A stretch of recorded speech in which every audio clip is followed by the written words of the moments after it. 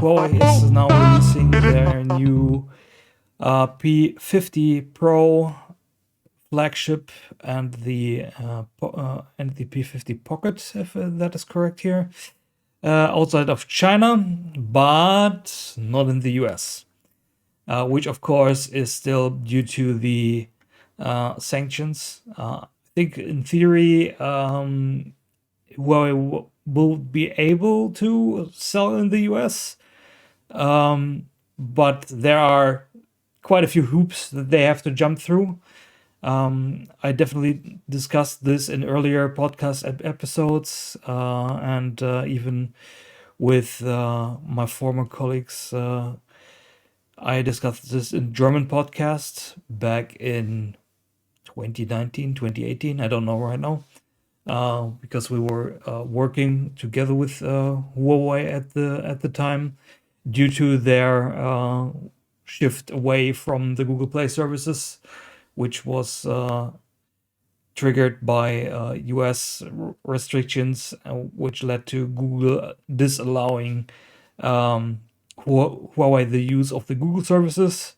And nowadays, Huawei is now running their App Gallery store as a replacement for the Play Store. And basically now they have their own versions of all the Google services. And yeah, I had the last time I had a Huawei device in my hand was early last year. And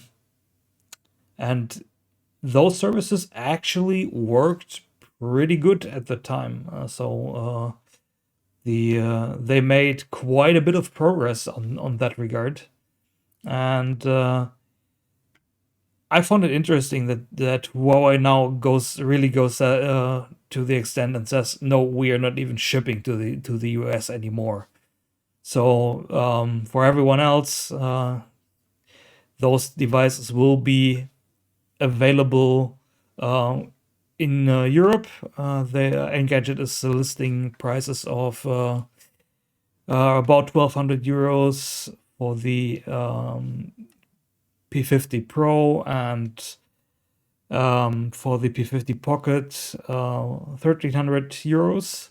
So typical flagship prices for phones nowadays, and Huawei was always pretty good with their hardware. I really liked their phone designs. Also, the new phones here, they look pretty good.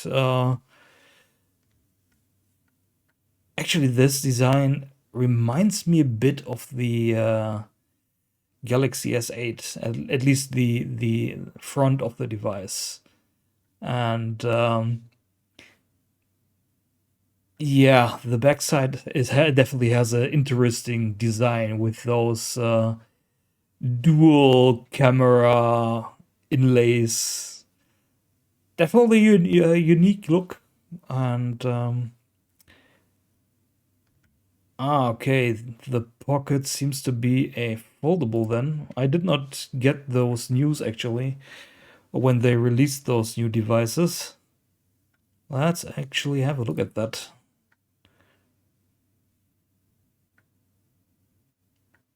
Okay, seems not that there are many pictures of that, but this seems to be a foldable device as well.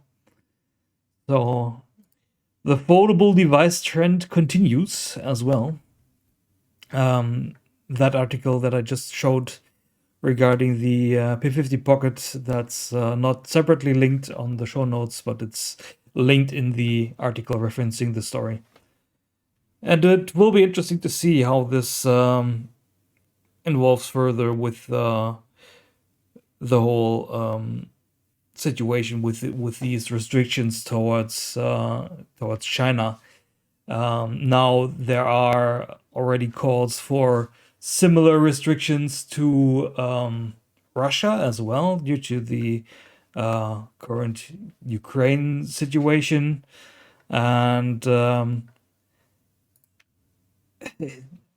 I don't know. It feels a bit weird, because on the one hand, it's a good thing that measures like this trigger a bit of diversifications in the mobile OS space and the mobile app store space, because mainly you had till Huawei opened the app gallery, you had Google Play and Apple's App Store as the only two competitors. Yes, Amazon has an Android App Store, and how is it called again? There is also a Russian App Store. I think it's Russian, but I'm not.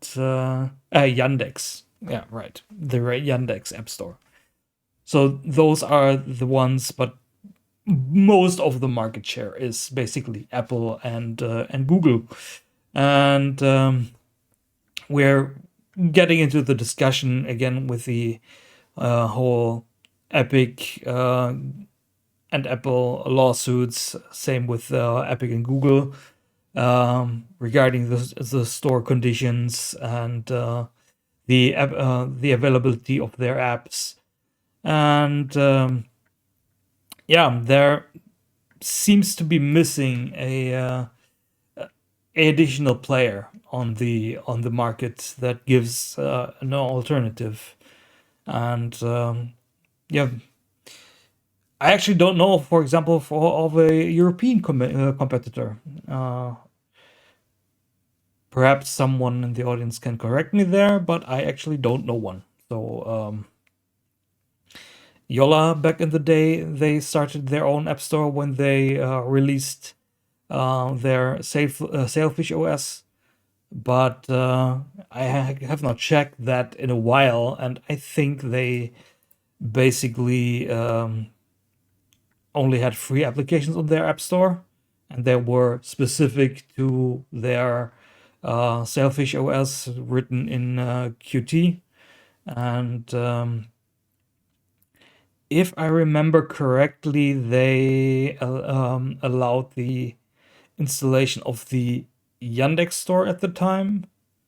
And I think the newer versions of Sailfish OS, they will be able to install the Amazon App Store as sources for Android apps. So,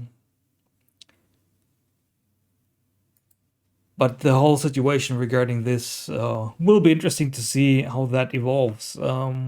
Even harkening back to the discussion with Microsoft and the Game Pass, where this leads basically people to use more and more Microsoft stores, basically tying them back to the rest of Microsoft's infrastructure and services, tying them back to Windows instead of having something that works perhaps cross-platform. So this is a interesting development. So you see more and more platform economies popping up and solidifying actually through measures like that.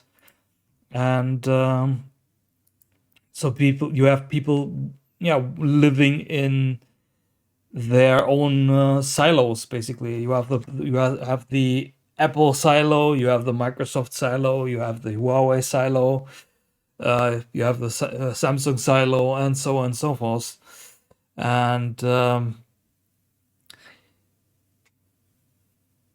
it will be interesting how that evolves in the future, because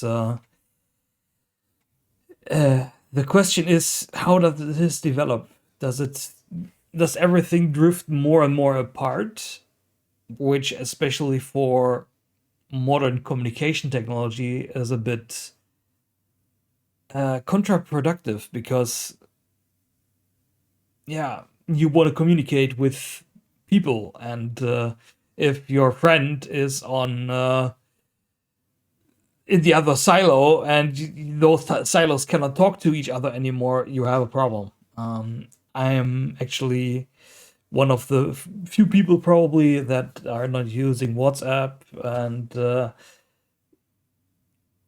you feel effects like that through not using a particular service already. But that could actually go worse when you go more into these platform silos.